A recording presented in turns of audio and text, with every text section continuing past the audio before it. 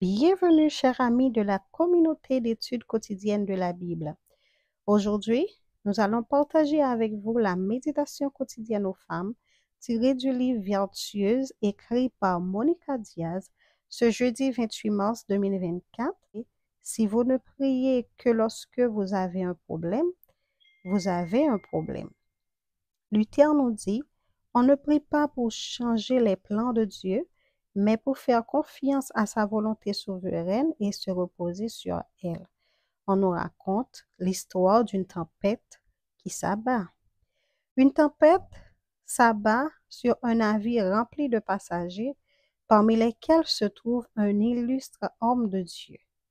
Monsieur, nous avons heurté un rocher et nous allons couler, a annoncé le capitaine. Je suggère que nous prions instamment Dieu de nous sauver de la noyade. Instantanément, tout le monde se met à genoux pour faire une prière en chaîne. Tous, sauf l'homme religieux qui l'admirait, il reste simplement assis sans rien faire ni rien dire. Le navire coule et vous que nous admirons tant pour votre dépendance de Dieu, vous restez assis là et vous vous taisez, lui ont dit les autres passagers. Quand avez-vous l'intention de venir ici avec nous et de nous conduire en prière afin que Dieu intervienne et que nous ne mourions pas aujourd'hui? L'homme répond, la peur n'est pas le meilleur mobile pour prier. Si je devais prier désespérément maintenant à cause de la peur, je montrerais que je n'ai rien compris pendant toutes ces années de relation avec Dieu. De cette chaise, je lui ai déjà dit dans la prière tout ce que j'avais à dire. Seigneur, nous sommes entre tes mains. On dit que le bateau n'a pas coulé et que chacun est rentré chez soi avec une connaissance plus profonde de Dieu.